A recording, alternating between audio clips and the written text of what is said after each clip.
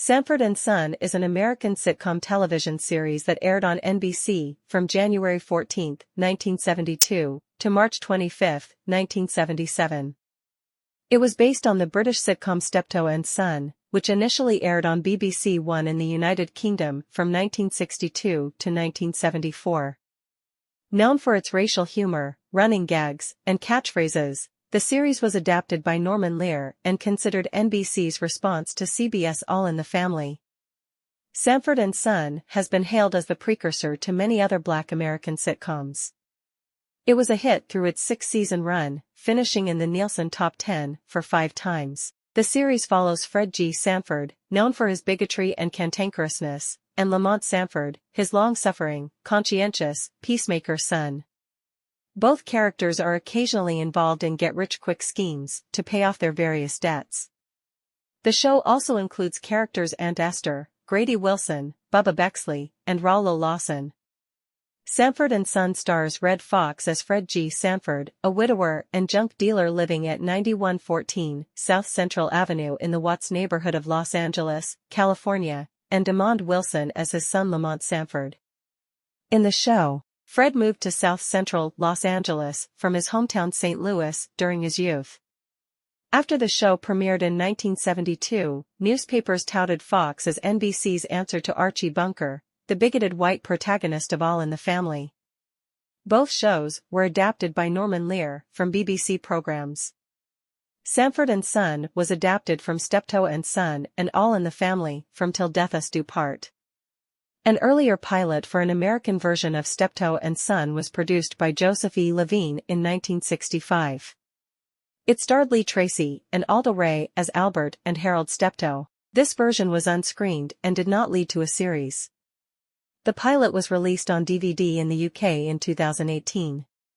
Red Foxx plays Fred G. Sanford, portraying him as a sarcastic, streetwise, irascible schemer whose frequent get-rich-quick ideas routinely backfired. His son Lamont longs for independence, but loves his father too much to move out and leave him unsupervised. Though each owns an equal share in the business, Lamont often finds himself doing all the work and demanding that his father contribute to the effort, which he rarely does. Fred often insults his son, usually calling him dummy. Despite their disagreements, the two share a close bond and regularly come to each other's aid. Fred's wife Elizabeth died before the events of the series, around 1950. In a running gag in the series, during times of distress, Fred looks up, as to heaven, with his hand across his chest, faking a heart attack and saying, "This is the big one, Elizabeth. I'm coming to join ya, honey," but Lamont knows that it is merely a dramatic ploy. Fred raised Lamont alone and misses Elizabeth deeply. Fred Sanford was named after Foxx's real-life brother Fred Sanford Jr. Demond Wilson plays Lamont Sanford, Fred's son who has little patience for his father's antics. Lamont sometimes receives his comeuppance for disdaining his father's habits. He is occasionally shown as naive and foolish, for example, being cheated by a group of card sharps and falling for a scam involving an antique commode. Lamont continuously seeks to rise above his station and experience life outside of the junkyard. Fred says that his son was named for Lamont Lomax, a pitcher for the Homestead Grays. In one episode, Lamont asks why he has no middle name, and Fred tells him that Lamont is his middle name because Fred and Elizabeth had never decided on a first name. However, in the 3rd episode of the 1st season, Lamont is revealed to be named Lamont Grady Sanford. Special guests in the show included B.B. King, George Foreman, The 3 Degrees, Della Reese and Lena Horne. Foxx also invited many of his friends who were fellow performers to appear in cameos or guest appearances, including Scatman Crothers, Cha-Cha Hogan, Dap Sugar Willie, and Timmy Rogers. Sanford and Son was enormously popular during most of its run and was one of the top 10 highest-rated series on American television from its first season, 1972, through the 1975-76 season. Sanford and Son put enough of a dent into the audience of ABC's The Brady Bunch to drive it off the air in 1974. Sanford and Son peaked at number 2 in the Nielsen ratings during the 1972-73 season and the 1974-75 season, and the series was second only to All in the Family in ratings during those years. By the 1974-75 season, Sanford and Son's lead-in helped the entire NBC Friday night lineup place in the coveted bracket of the top 15 shows. Chico and the Man, following Sanford and Son at 8:30 p.m., ranked number 3 for the season, while the police dramas The Rockford Files and Policewoman, which aired later in the evening, ranked at number 12 and number 15 respectively. The show's ratings dipped substantially in its final season, though it was still quite popular at the time of its cancellation.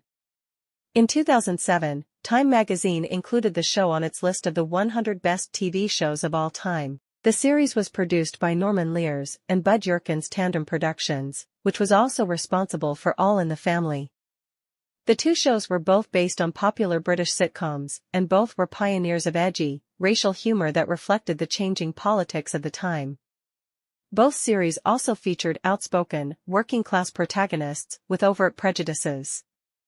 However, Sanford and Son differed from All in the Family and other Norman Lear shows of the era in that it lacked the element of drama. Sanford and Son helped to redefine the genre of black situation comedy, because of Lear's commitments to his other concurrent series, and the distance between NBC studios in Burbank where Sanford and Son were taped and the Hollywood locations of other tandem shows, such as All in the Family, Maude, The Jeffersons, and One Day at a Time, which were recorded at CBS Television City or Metromedia Square. He did not have as much day-to-day involvement with Sanford and Son as with the other tandem series, leaving the show running to Yakin. While taping episodes for the 1973-74 season, Red Fox walked off the show in a salary dispute, though he cited health issues. His character was written out of the series for the remaining 6 episodes of the season, and it was explained that Fred Sanford was away in St. Louis attending his cousin's funeral, with friend Grady, Whitman Mayo, in charge of the home. Foxx, who had been earning $19,000 per episode, equivalent to $125,252 in 2022, sought a 25% ownership stake in the series. Tandem Productions fought back with a $10 million lawsuit. The dispute was resolved in June 1974, with Foxx receiving $25,000, equivalent to $164,805 in 2022, per episode, to equal Carol O'Connor's All in the Family pay, plus 25% of the producer's net profits. Although Foxx was still absent for production of the first 3 shows of Season 4, NBC aired his return as the season premiere and delayed showing the previously taped episodes. In 1977, rival network ABC lured Foxx away with a large sum to host his variety show, The Red Fox Comedy Hour, ending Sanford and Son, which had been gradually declining in the ratings. The media reported that the dispute between Fox and NBC was over the lack of a dressing room window. An exterior shot of the NBC Burbank lot was featured in the Season 5 episode Steinberg and Son. The storefront, seen only in the opening credits, stood at 10659 West Magnolia Boulevard in North Hollywood, nearly 16 miles from the Sanford's fictitious 9114 South Central Avenue address in Watts.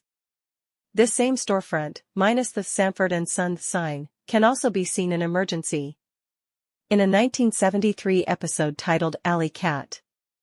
The pickup truck depicted in the series is a 1951 Ford F1. It was purchased at auction after the series ended and was later leased back to NBC for the spin-off show Sanford Arms and Sanford. It has changed hands a few times over the years, eventually purchased by a real-life junk dealer, Donald Dimmitt of Dimmitt's Auto Salvage, in Argos, Indiana. In 2014, the truck was purchased from Dimmitt's by Tim Franco and Jeff Cantor, owners of Blue Line Classics, a classic car dealership in North Royalton, Ohio, who restored the truck to its true condition as seen on the TV series and currently display it in the dealership's showroom. It has since been on display in locations within Cleveland. Titled The Street Beater, the theme music was composed by Quincy Jones through A&M Records and released on record in 1973.